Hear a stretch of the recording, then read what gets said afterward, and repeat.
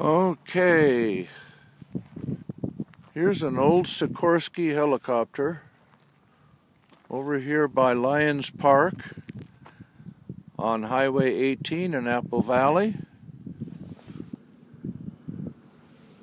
February 7th, 2012, and hopefully in about a half an hour they're going to pick up two poles, which are laying right there,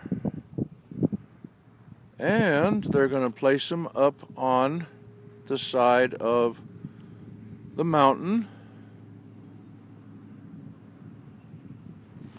and over off in the distance on top of the peak is Newt Bass's old place. So stand by, and maybe we'll have a little bit of excitement.